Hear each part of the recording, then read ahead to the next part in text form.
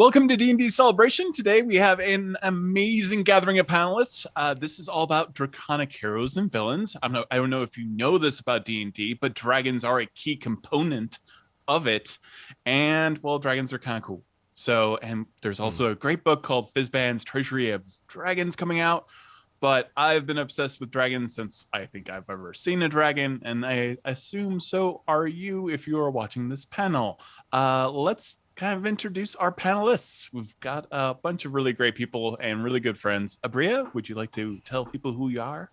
Yeah, hi, I'm Abria Iyengar. I go by Quiddy on the internet. I am a dungeon master and player all over the internet, including Dimension 20 and Critical Role and literally every other channel.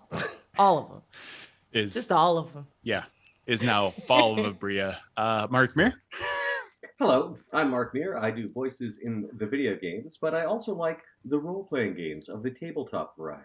And I am currently appearing in the Black Dice Society on the official Dungeons & Dragons Twitch and YouTube channels every Thursday, which is Adventures in Ravenloft. And I'm having a lot of fun playing not only a party character, but also the immortal and iconic Aslan Rex, the Lich King of Darkon. And nothing bad ever happens on that show. Super happy fun time. Yeah. It's pretty chill. Yeah, It's a pretty chill experience. Yeah, It's fine. Yeah. It's my comfort show. I mean, it's a comfort for me, but I know I'm evil and dark. I mean, calibrated to motions broadly and everything, I probably is a comfort show for a lot of people right now. Fair point. That's fair. Yeah. That's fair. Yeah, I need some horror in my life, but that's not my own. BD Walters. B.D. Walters, I say words about things, and I'm blessed to collaborate frequently with all three of these beautiful people. You can find me all over the interwebs, wherever fine streaming content can be located, including Heroes of the Plains with Todd, Black Dice Society with Mark, behind the scenes of Into the Motherlands with Abria. I'm the shadow to their collective Peter Pan. And I'm going to try to herd these cats. I am Todd Kenrick, and I do a lot of D&D stuff, D&D consulting, and D&D thoughts. D&D documentarian, maybe, even. So all of it. So let's kind of jump in. One of the things I love about dragons from the get-go is I almost feel like there's only like an instinctual fear I have inside of myself as a kid that like dragons, those are cool, but scary, and that will kill me. You kind of just get what dragons are, and in the D&D multiverse, they're essentially they have been framed as, when you look at celestials or angels in the outer planes, and then in the lower planes you have demons and fiends and devils. For the prime material plane are dragons. They are that fundamental to the prime material plane. Let's kind of focus on players right now. Do you have favorite player experiences that were draconically flavored, or do you have ideas for draconic characters that you've always wanted to explore? I'm going to shoot it over to you, Abria. I have a dream character of like a very high tier kind of like epic level campaign thing of like a dragon that has been forcibly turned into a person and is trying to like regain their full form. I think that's an incredibly fun idea. I also am very happy that like I'm currently playing a ranger who had a formative experience with an evil dragon and like immediately became a ranger that's like monster slayer and just has a very absolutely no dragons kick, even though me personally, I'm a lot like you, Todd. Horse girl, but for dragons is how I can explain that very quickly. So solid. Yeah. Solid. That is something that does come up quite a bit. Is like I think I have run into I think who hasn't wanted just to be like, I was a dragon, but now I have been forced to be this humanoid, and I am slowly getting my draconic power back. There is like, I wonder, a level of anxiety that dragons have if they polymorph too often into being a humanoid. It's like crossing your eyes. You maybe you get stuck. Right? That happens? Oh no, am I gonna be a halfling forever? Yeah. How about for you, That would explain BD? a lot. One thing that is always surprising to me is that Dungeons and Dragons generally has a surprisingly small amount of dungeons or dragons, so I try to put those things in as often as possible. And my favorite example is I ran a level 20 D&D game for my Patreon for a long time, and it's not easy to challenge level 20 characters. So I had Tiamat was going to show up just as an adversary, just a CR 30 monster they could all fight. And I originally had her show up as the Dark Lady, which is one of her manifestations. So they meet this woman and she's kind of traveling with them. And several of the characters were particularly low wisdom. So they're just very happy-go-lucky. And they're like, you're our friend, yay. And you get to the big reveal where she's like, fools, I'm Tiamat, duh. And they're like, our new friend is Tiamat, yes! Yes. And at the time, I was like, what would a super intelligent dragon actually do here? And I ended up playing her like the Dread Pirate Roberts, where she was like, okay, so you're interesting. I'll probably kill you tomorrow, but I mean, I guess. And so she traveled with them for a while.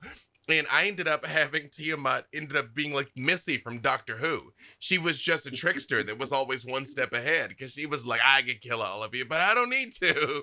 And it ended up just being like a really fun interpretation of the character that just emerged completely organically. So now anytime I have Tiamat show up, she's basically that playful trickster and not the ultimate evil until you push her too far. Then she's always really the ultimate evil, though. Yeah. That's a really good point, because that's something we will cover in this panel. Is there is an intimidation factor of running dragons, I would say, because you feel like there's a lot of expectations. Tiamat having a lot of them, that's like a fantastic way to play that. Like, I wasn't in that game, but I vibe with that entire group. Like, oh yeah, Tiamat's our best friend. I love you. Praise Tiamat. Like, just immediate cultist. Like, this is fine. We choose chaos. That's pretty much what happened. And she's, okay. I guess I won't be eating you now. Oh, all right. Yeah. Let's normalize more evil parties, or at least evil adjacent. I would be happy for. Just saying. How about for you, Mark? First of all, I'd like to state for the record that I really want to see Michelle Gomez cast as Tiamat now, because this whole Missy as Tiamat, this must happen. Yeah. Yeah. Although actually, you could just cast 5 very well-known actresses, and and gets a different voice. So it's like Michelle Gomez, and this is Judi Dench is this head. And, go from there. The same way is a head. The same way Benedict Cumberbatch was Smaug, we just get him down on the ground and like, I'm the green head. Yeah. But yes, so for my own personal player experiences, I'm currently playing Kaiservex, the cleric of Bahamut on D4 as a recurring guest, and I get to come back with them every now and then. Oddly enough, I played him quite a bit over the pandemic, including in one weekly campaign that was just with friends.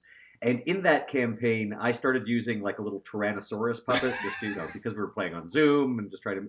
And now that seems like an almost indelible part of Kaiservex. So like when I go back to D4, even if we do it in person, I think I will have to have that puppet on my hand. And I should mention that even though Kaiservex is worshiper of Bahamut, lawful good, very upstanding cleric, his name I actually did what a lot of people do, and I pilfered that from one of my D&D campaigns when I was a kid, because Kaiservex actually was this very powerful black dragon that I used in a campaign when I was younger. So when I had the opportunity to create this dragonborn, I think, I'll just take that name. I'll take that name. And it's an evil-sounding name, and that's kind of his shtick, is that he was raised by Tiamat cultist dragonborn, but turned to the worship of Bahamut. So yeah, it all kind of fits. It all comes full circle with the D&D. Can I just say, the first time we played, we did a charity game when you played Kaiservex. I remember that. And when you bust that puppet out, I was like, oh. Look, I remember screaming on the tech call. I was like, yeah. Yep. It'll be that kind of show. Yep. Yeah. You make a statement right out of the gate. So good. So, this pandemic, it did produce the puppet version of Kaiservex. So at least there's that. Are there implications to personalities for both like Dragonborn or characters that are very into dragons, that have a draconic origin, and dragons themselves that is unique? Because dragons can live 1,000 years plus. I tend towards like my character that I've never gotten to play is just a big barbarian dragonborn, path of the beast. They just feel that they are a dragon. They will willingly eat somebody that's totally on the table. Like they're just all about being a dragon.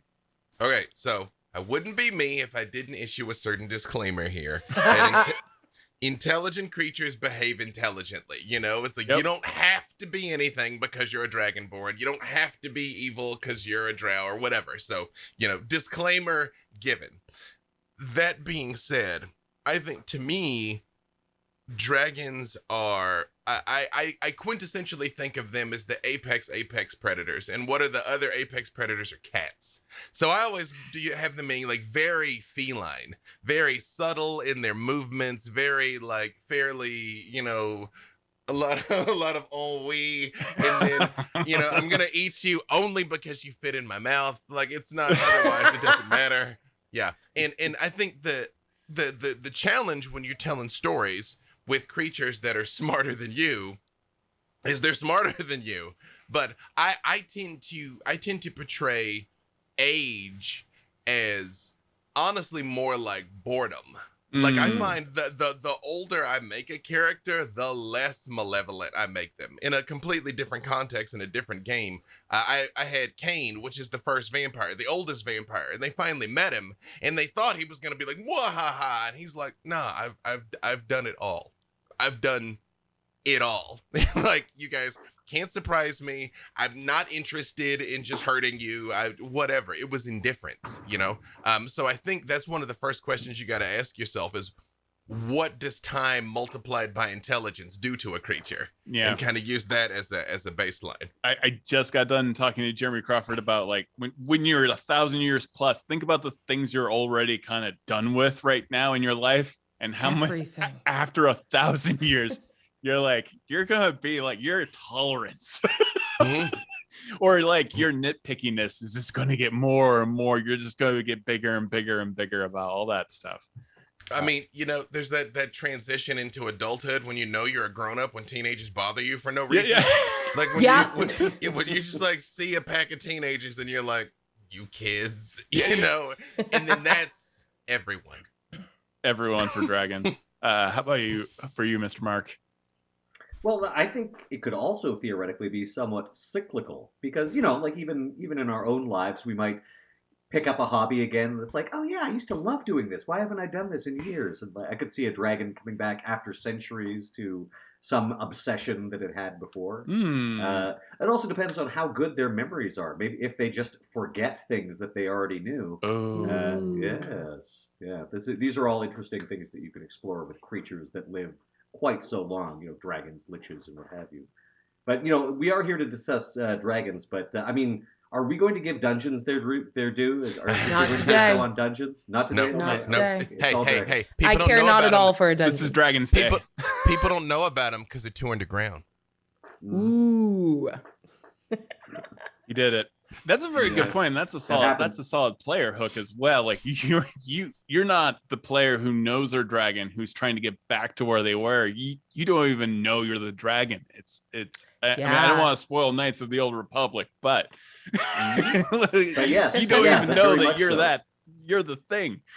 Well, we talked about, you know, a dragon being forced into human form, but what if they took on a human form and then just lived for so long in that form, unaging, that they forgot they were anything else? I think that's the fun thing. I love the idea of dragons as like slaves to novelty, where they're like, I just want to feel anything that I can like experience and keep. And I think that becomes like part of that like hoarding of experiences and being absolutely like dazzled by novelty. Like a high level adventuring group comes in and you're like, well, okay, you're going to be like a normal one because I've got a lot of corpses on this wall.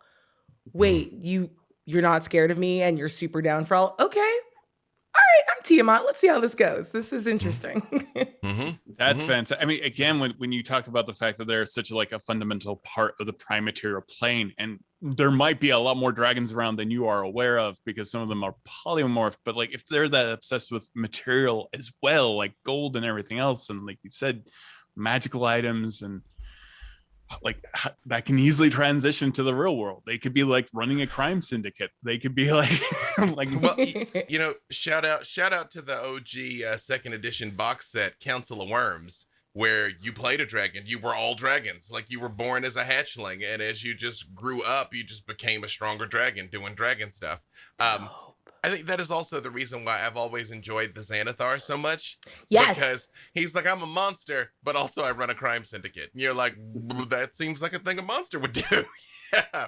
I just need everyone to know that in my head, the Xanathar is voiced by Jeff Goldblum, and I will not be taking questions. Oh, yeah. No, that's perfect. That's very good. I won't use the voice that I use for the Xanathar. I was about to say, I have your Xanathar voice burned into my head here. That's yeah. That's... Actually, I am going to do it. Like, I'm the Xanathar. Hello. Yes. Oh, yes. baby. Yes. The same voice I give my puppy when when he's trying to communicate to me. It was very confusing that we were like, he sounds like we can take him, but he's the Xanathar. So. But I think that, like, actually kind of bringing this back to what we were talking about, I think there's something about, like, the Xanathar being sort of fundamentally, like, terrifying, but, like, not scary when you meet them. It's what is that phrase? It's like, money shouts, but wealth whispers. I think there's something about really high level, super dangerous things that are like, I'm planar bound. Like, this is where I go here. Yeah. I'm not a god that can get put behind a gate. Like, you're in my hood, and things are only as bad as I allow them to be. That is, it actually makes for dragons being like really interesting, varied characters, because they are so lethal that they don't have to be scary. They don't. Who cares about like, if I'm the sole human running around in a like house full of cats, God, someday let me have that. I won't run around being like super stressed because I know that I control the food and I'm therefore the god of them. So like, there's that sense of like, I don't have to like bark to keep you in line. I am what I am.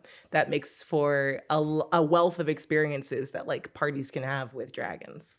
That's a very good analogy. Like, you don't need to run around squirting them with a spray bottle all the time. They stay in line. Right? Yeah, that's definitely how cats work, I think. It's a definite, like, they're great because there's a broad emotional experience that they might have, and it may be like just casual indifference or like Smaug being woken up right by Bilbo. He's just like kind of sleepy about it.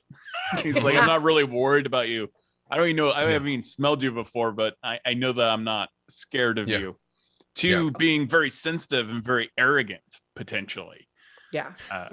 You just got to ask yourself, what does this dragon want? Because it wants something, and the answer is not its hoard, because it wants its hoard, but what's its hoard represent to it? You know, why does that wealth even matter? I mean, I realize at times there's literal mechanical benefits of it just having amassed this hoard, but it was like, but what does it think that is? Is its wealth influence? Is it prestige? Is it purely just like shiny things? Is it bait in a trap to get people to come over? Does it think it's gonna do something altruistic with this money eventually? You know, like these resources. All of that will affect it.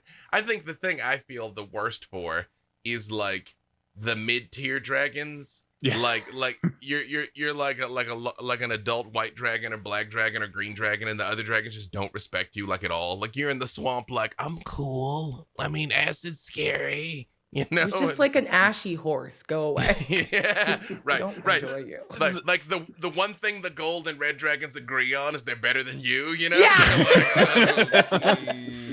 Yeah, there is like because they do live so long. I think like being an adult dragon is probably very difficult, and great worms don't want you in their territory necessarily. They may not care, but like that's the other thing. There might be a dynamic amongst the dragons that is going on. And just because you're not seeing them doesn't mean they're around or having turf wars constantly of some kind. So yeah, it's the thunder and the lightning in the sky during the storm. Is there a dragon that scares you the most? Cards on the table. Black dragons shooting jets of acid out of their mouth. I can't handle it. So I'll never forget. Never forget that happening the first time in D&D. And I'm just like, someone just melted. Like, we've all seen dragons breathe fire, right? Or someone turn to ice and like shatter, but someone melting. Is it the white dragons that have chlorine breath? The white Because dragons they have frost. cold. Chlorine comes out of the green dragons. Green and chlorine breath. Yeah, Yeah. right. Look, Which is also awful. Yeah. Yeah, green and terrible way black to die. dragons get confused constantly in my head. I'm like, what do you What make do out of you? What awful Yeah, thing do I you breathe do? Yucky death. stuff. I breathe death. Yeah, you know, Yeah. I think a lot of that too falls on the dungeon master to describe these things in such a way, because most of us have been doing this so long by now that we're just aware that it's like the dragon's going to hit me with 8d6, and it's like no, Yeah, wait, you know. Yeah, you gotta romance it a little bit, you Exactly. know, things like, yeah, like you said, you know, like because they'll see a black dragon and be like, oh, it's not as dangerous as a higher CR creature, and it's like, well, it just melted all your food and also your horses. Yeah, so you sure? Yeah. You know what I mean? Like, you do some of that environmental stuff to increase the menace. That helps ratchet things up a lot. You gotta describe the dragon, and like that's where it gets scary, because this is such an important moment, right? Like every dragon is almost a boss moment. Even if they're on your side, even if they're your friend, you just want to like do a good job. You don't want, I mean, like Benedict Cumberbatch with his motion capture suit. Give it that level. You don't have So to, but good. you want to see it. You want your DM to make this a magical experience, not be like B. Dave said, this is how many dice you get. This is how much the meal is going to be tonight, and I will pick up the check. I'm like, that's not the way to be. Yeah, all dragons are cutscenes. You got to give them a cool beat. All dragons are cutscenes. Yeah, their armor class and save DC are the least interesting things about these creatures. Yes. Have you ever done anything with like the radiation that seems to come off of them? Because it does feel like radiation. The fact that they spend more time with their horde in Fizzbands, I'm not spoiling anything, but it affects their horde and it affects the land around them as well. Because they are such a big part of the prime material plane, they affect it over time, and you can get advantages. I'm not going to say how. Okay. But they got a lot going on.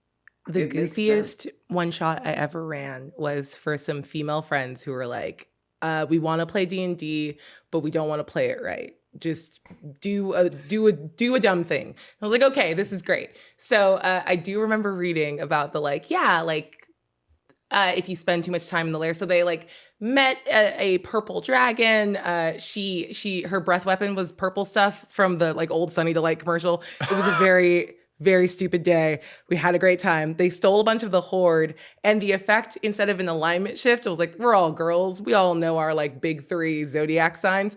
Ended up being a zodiac shift because I decided all dragons are Tauruses because they're materialistic and nap motivated. So the entire party ended up becoming more dragon-like, but in like a weird zodiac way. So yeah, you could do anything you want with dragons. And I love that idea of like either corruption or just like a slight twisting because of like the heaviness of their influence in the world is very cool.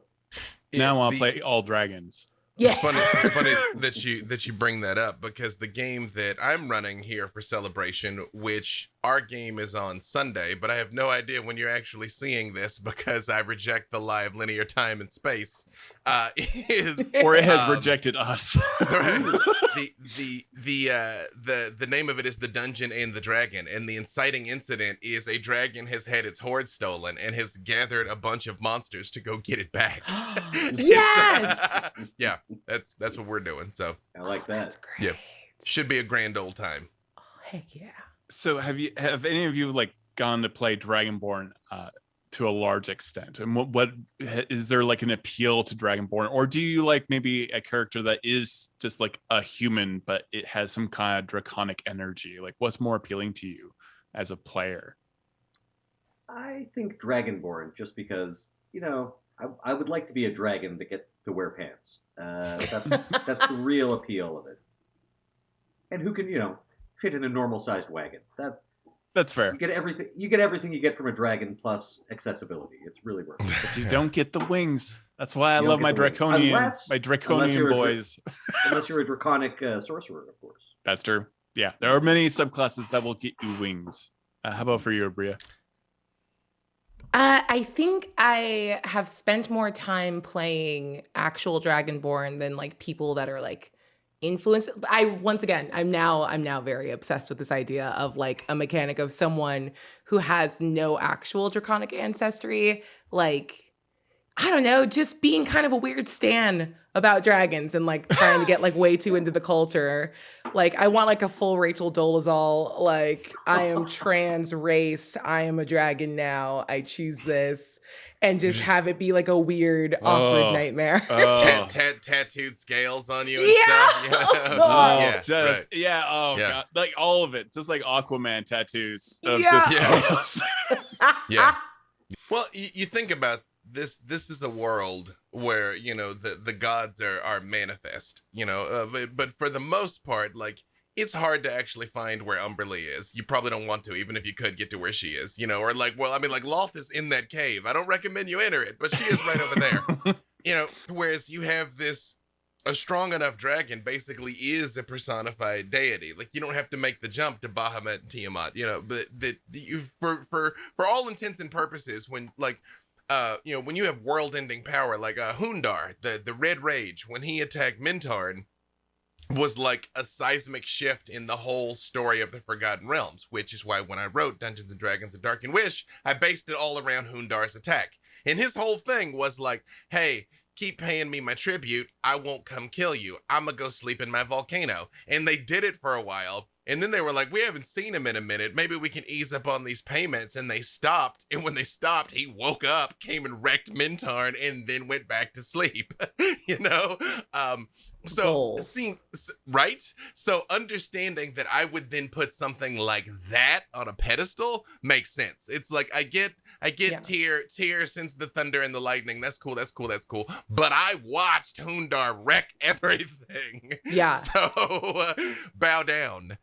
So being a dragon cultist in some ways makes more sense to me. And Fizban's goes into, and they've already kind of talked about this, but Fizban's goes into the fact that Tiamat and Bahamut both create the very first world, and everyone wasn't necessarily invited. So suddenly, like humans and elves and celestials and demons started showing up, and they're like, and then something happened to the first world, and it exploded and turned into shards and created all the other worlds that you see, like Kryn and everything else. But then this idea that they've kind of come up with this book, so that some dragons are so powerful, like the first world, they have echoes on many planets, and they can even communicate eventually with their echoes. So I know Loki has been very popular recently. Yes, and the villain from Loki being very popular. Bria and I have talked about this. Kang is a very good example of like there could be a dragon who has a Shadowfell version of itself, a Feywild version of itself, a Dracolich version. They're all connected and maybe feeding off of each other, and it becomes this kind of multiverse dragon epic kind of story that I don't know. I'm very eager to sink my teeth into. I was about to say, I'm sure that's... wait to get this book. Oh my God. I was about to say, I'm sure that's the last you've heard of that plot point involving any of us in any way. Yeah. Someday they'll look back as these four minds met and went, we can do what? Yeah. That's good. That's why I'm excited. That's why I love dragons, because the more you think about it, the more you can come up with cooler and cooler lore and come up with different dragons and different personalities and reasons. I'm very curious, Mark, because like obviously everyone here's a performer, but like what creepy voice would you do for a dragon? Because I haven't heard you do one. I'm just putting you on the spot. I just want to know what you think the physicality would be if you wanted to scare your players. Well, I think it would depend on what kind of dragon. Like, we've mentioned Benedict Cumberbatch's Smaug several times, and I think for the current modern era, that is the archetypical red dragon. It was a very good performance, and it's like, yes, that is what a red dragon is like. For the more maligned black dragon, we talked about how the black dragon doesn't get as much respect. Yeah, I think for one thing, they're the creepiest looking, and they've got like, the weird curved forward horns and this very skeletal face. Yeah. So for a black dragon, for example, I would probably want to... Well, I put a little water in my mouth. Oh, no.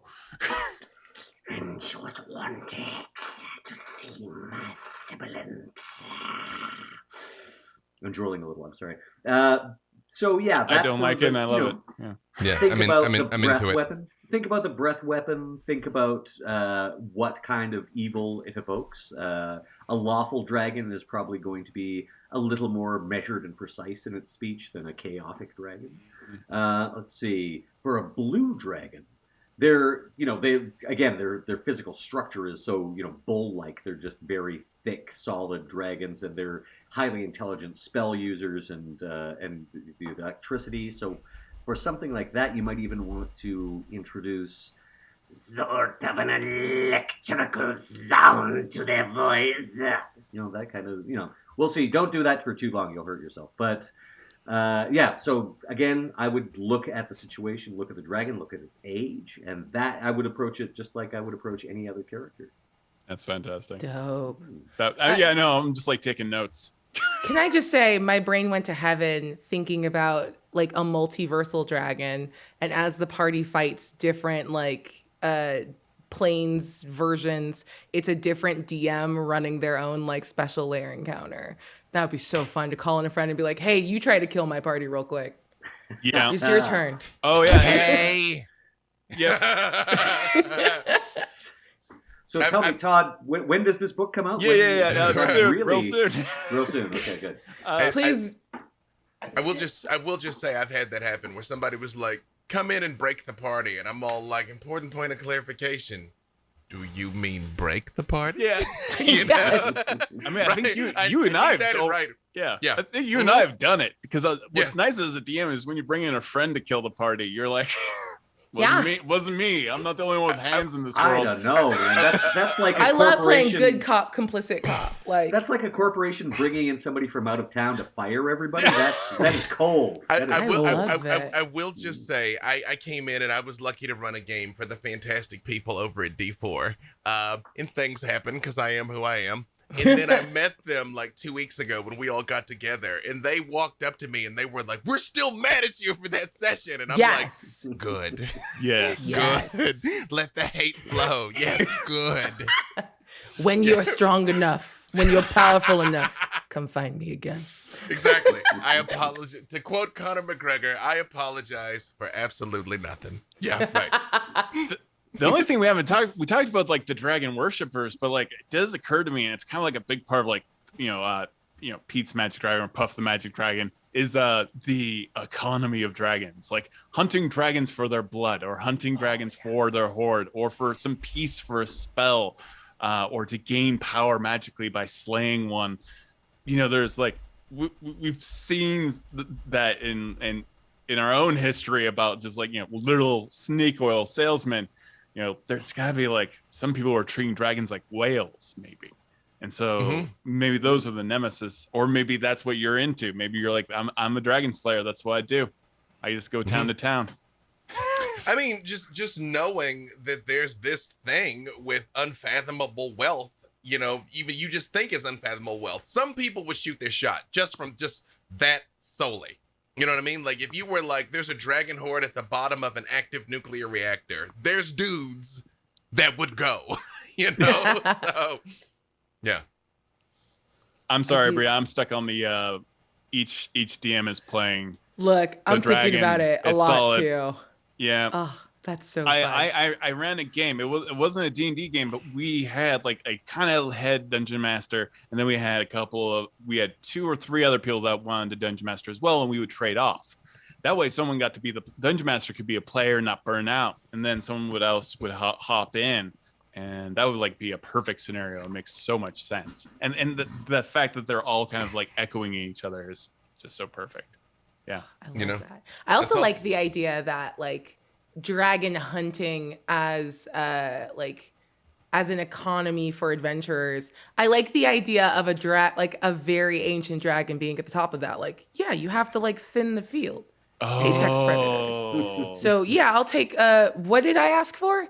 A splint deeply magical. Take your gold, go away. I just need there to be fewer in this area. I'd rather have a bunch of like knuckleheads bumping off my competition than me having to get up and go outside like a farmer and do it myself. If you think about it too, that various editions have made the gods more or less tangible, more or less statted out. You know, to what extent you could go find Tyr and kill Tyr has varied a lot. And dragons usually sit very high or atop the list of deities that you actually can find and throw hands with. You know, like they really are. I mean, especially Tiamat's CR30, but she's one of the strongest things that you can actually locate and do battle with. And actively wants to throw hands. Right, yeah, you shouldn't, but you can. Good. You know? She's Yeah. throwing heads. She's throwing heads. She's throwing heads. Yeah, she's two hands, a lot of heads, though. Yeah, right. Mm-hmm. That's fantastic. Yeah, it is. Sorry, you got me. I lost my thought. But yeah, for the idea that Bria just mentioned, I love that the elder dragon is hiring adventurers to kill the lesser dragons. That's so messed up in such like a dragon kind of mob. You gave me the idea because you were like, well, like in this discussion, sorry, I had that idea like 8 seconds before I said it, so it's a half of a thought. But that idea of like, what does a horde mean to a dragon? Is it influence? I think like a dragon that's like, no, I have to collect the shiny stuff. I don't personally care about it beyond like it's good for my lower back and I'm very old. But the rest of it, I'd make adventurers like carve the world into my image for me. That's fine. We're great. Yeah, I like that a lot. But it's like, yeah, I'm not interested so much in the money. I'm interested in goods and services, which can be purchased with this money. And now these small little hairless weird mammals are going to do everything I need, and I can just sit back. And the world that I do, my own homebrew, which actually ended up being most of the charity games that I've run that Abri has been a part of, is there was a dragon at the center of the civilization. Yeah, and yeah, this Glycinder, my girl, you know, and that was her whole thing. Like her horde was civilization, basically. It was built up around her and expanded, and it's like everything is mine. You know, my horde is everything. And every once in a while, I come out and get my own claws dirty, and then I go back, and you guys keep reaching out. Yeah, so that was her motivation. I know two things that we're also getting in the book for Fizzbands, which I'm very excited for, is Monk, Way of the Ascendant Dragon, which is just a monk just throwing draconic energy out, being able to like briefly fly, all of that kind of stuff. But then we're getting a Drake Warden Ranger.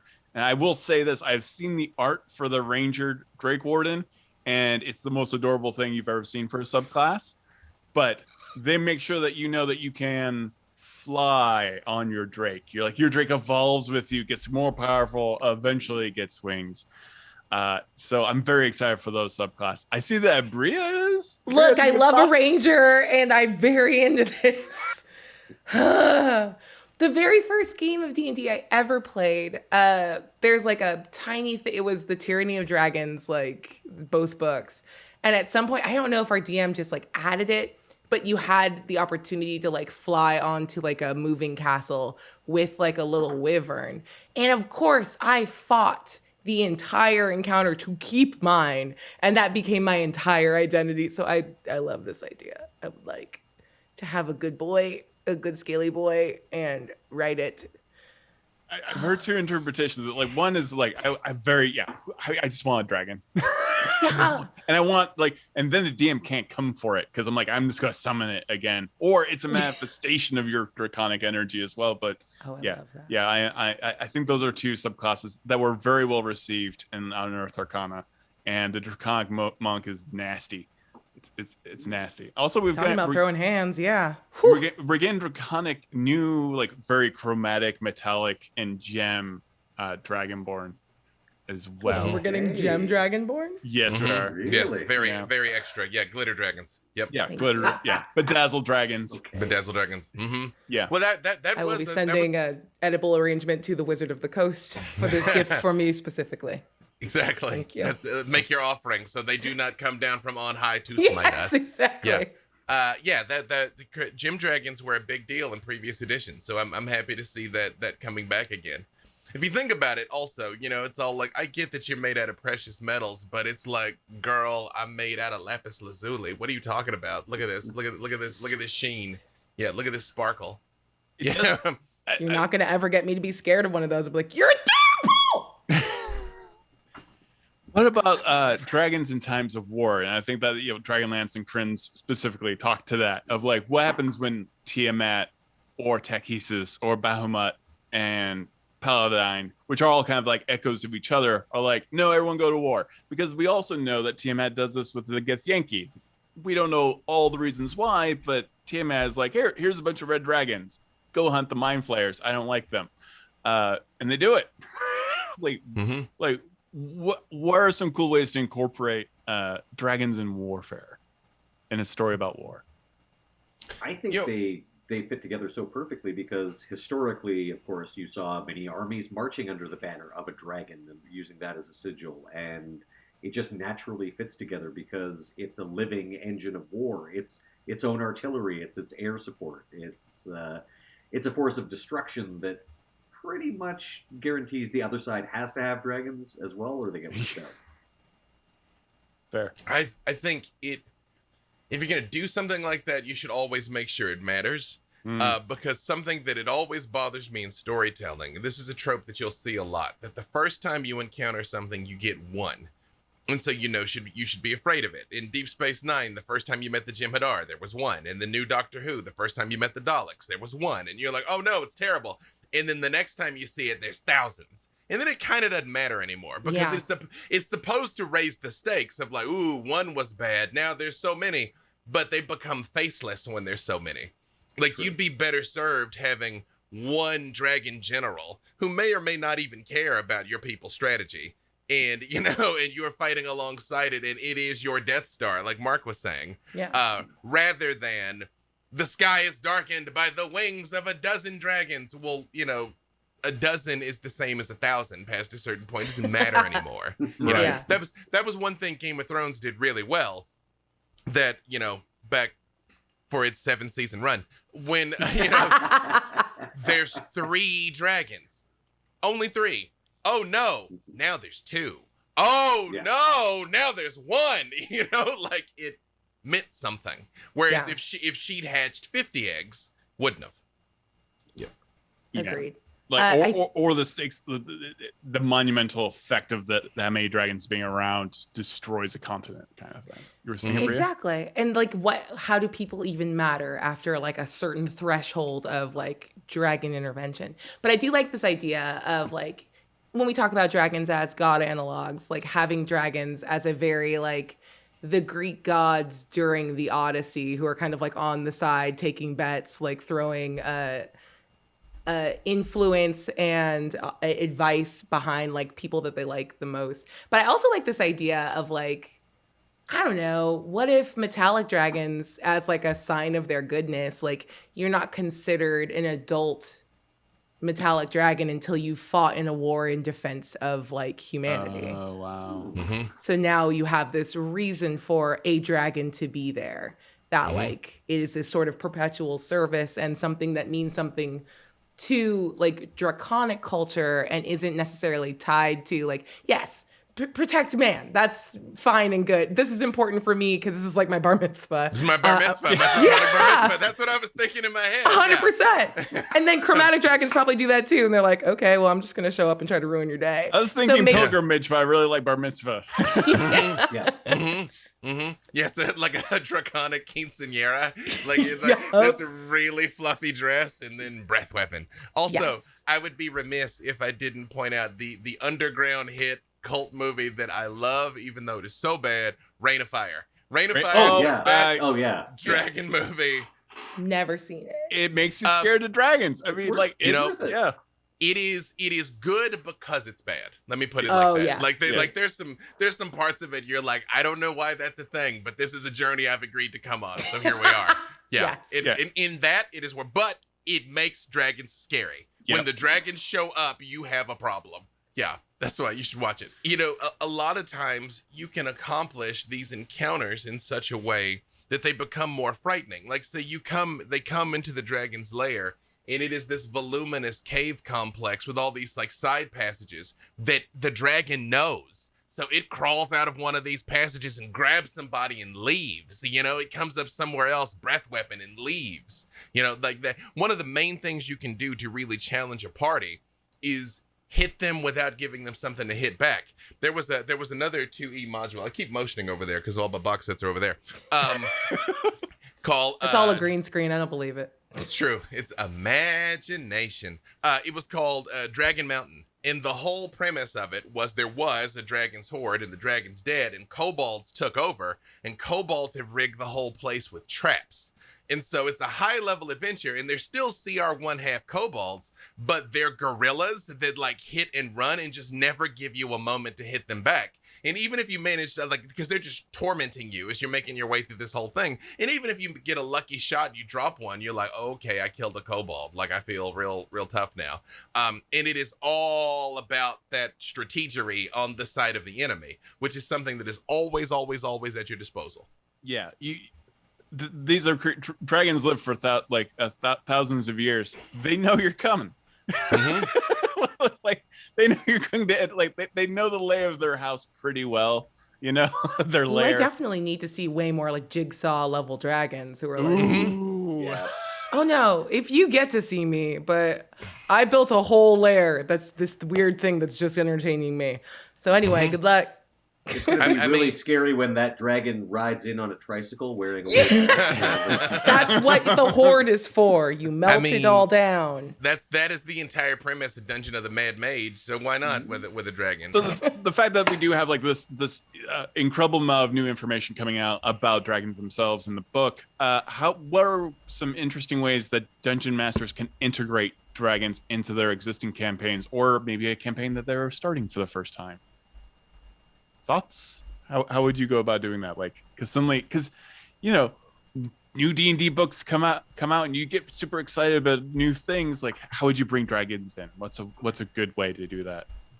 We talked earlier about dragons as, serving the sort of Xanathar role as crime lords and things like that. And that's always a good way to bring in, whether it's a dragon or a fiend or a very powerful monster. You can sort of retroactively find out that, they were behind those brigands that we encountered when we were level 1. And then, those hobgoblins that we fought when we were level 2, they were also being backed by this. So you don't necessarily have to have that plan in when you start the campaign. You can just sort of, as I say, retroactively insert this very powerful monster into continuity when it is time for when your players have at least a chance of facing it directly.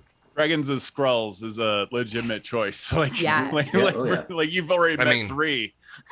You didn't know it.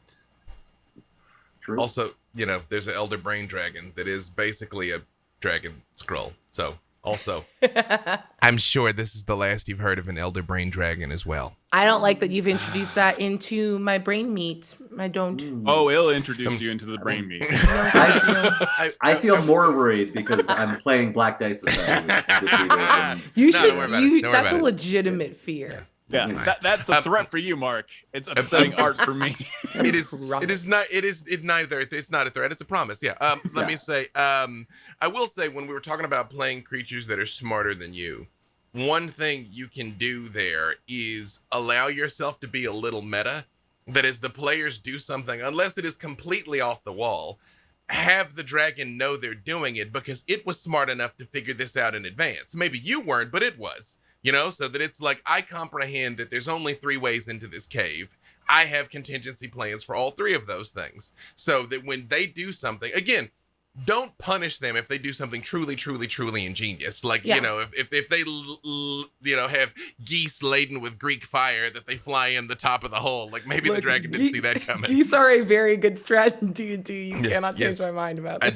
I do not like the cobra chickens, but otherwise, have but the dragon knowing that, like, of course you did X, and therefore not being surprised is a way to simulate that. So I will just say, just as an aside, in the Art of War, that the idea that they were trapped, they were being besieged in a mountaintop fortress, and so they lit the oxen on fire and sent them down the mountain path into the enemy army. That really happened, by the way. That's really in the Art of War. So stuff like that can work. Yeah. I've allowed it. My own wife tossed dead bodies from a funeral home at Srod's castle full of alchemist fire. And I'm like, you wouldn't expect that. Legitimate strategy. You can't expect that. This. You never know what gnomes are going to do. Yeah, And I don't know what I'm gonna say. There's no way for a dragon to predict it. It's a surprise for everyone. Strahd is the supreme tactician, but he has not accounted for Whittle. Yeah, I can verify. Yes. Yeah. But I even kind of playing in a more like light and comedic, because dragons tend to be like inherently very like, oh, this is a gravitas adding moment. But even if you're playing in a game that's kind of fundamentally very like comedically driven, for me, I always love the like, and it was a human that was a dragon all along. Like put the like the polymorphed dragon in, but make it incredibly obvious that they are a polymorphed dragon. Like, let the party know right away, like, this is a dragon that thinks they're slick, and you know exactly what's up. And now there's like a game, like now you can play like a social game with them of trying to figure out what this like very clearly a dragon wants from you as a party. And it could be like a very fun side thing in the midst of an extant campaign. So you don't have to run something that's like dragon minded. Just look, there's this woman, she shows up in a gold, like actual gold outfit every time. And when she blinks, she's got nictitating membrane. We can all see it. That is a dragon, and I don't know why she's following us. But she keeps smiling and saying, yes, keep going, and I don't know why. Oh, hello, humans. Yeah. Hello, other humans. How obvious should we make it? Like, should she be named Dr. Agon or yes, Dr. Agon. I'm Dr. Agon, and I'm here to exactly. I think we have a new show called What We Do in the Lairs. I also like the scary version of that is like you all know that this dragon is polymorphed, but if it knows that you know, yes, it's like, gonna kill you. I was like, oh, yeah, it's like the vampire, like from Fright Night. Yeah, you saw me. You have to maintain the kayfabe because a bemused dragon is better than one that knows what's up. And that's good for any kind of campaign. I love that. I want like a polymorphed human that has like, but the combined weight of a full dragon. So like every time it sits in a chair, the chair just explodes. It's like, the weak oak. Famously weak. Famously weak oak. Yep. And they constantly make dragon puns.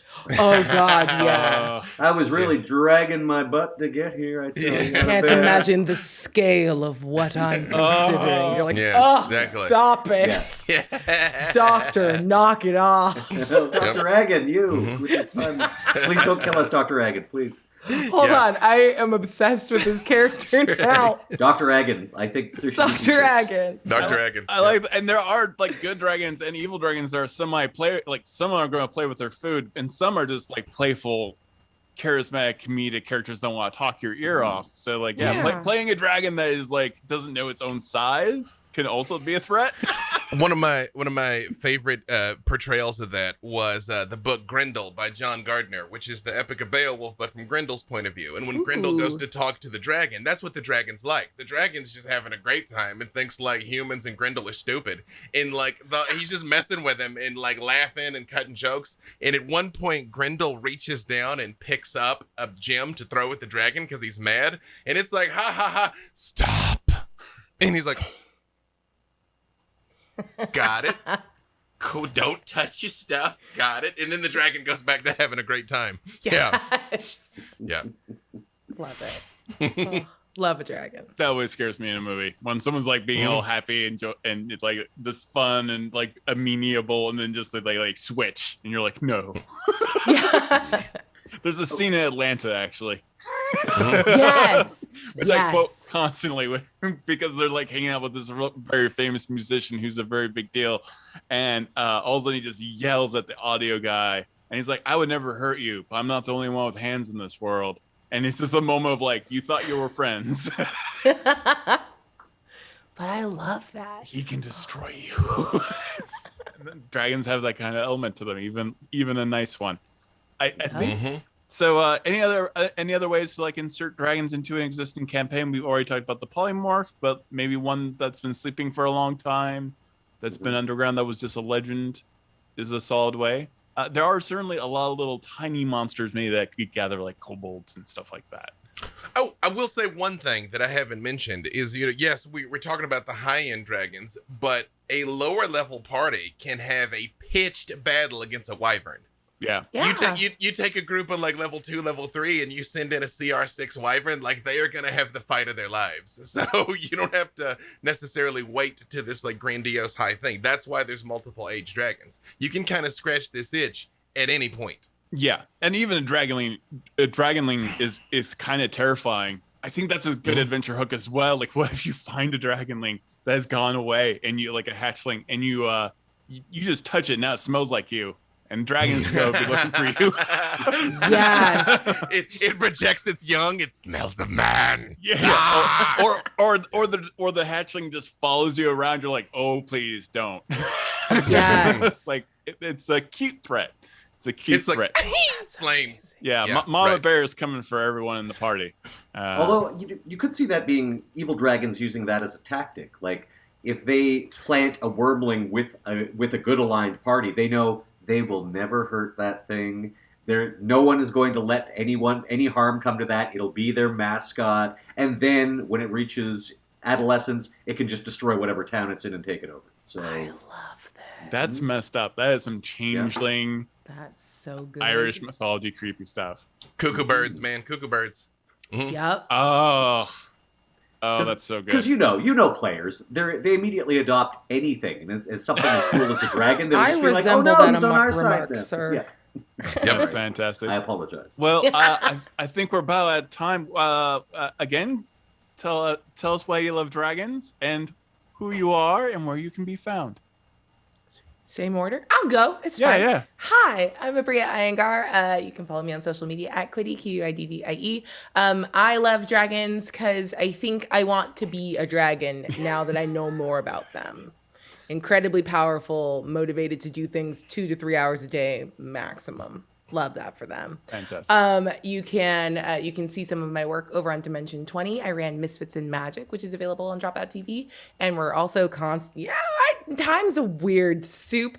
You can also catch me playing Antiope. Famously loves hunting dragons on the 7, which is airing now on Dropout. You can also go and catch all the episodes of my run of Exandria Unlimited on Critical Role's YouTube channel. And you can catch me live on Into the Motherlands on Cypher of Tears channel on Wednesdays, and on Fridays over on Failed Save on Pixel Circus's channel.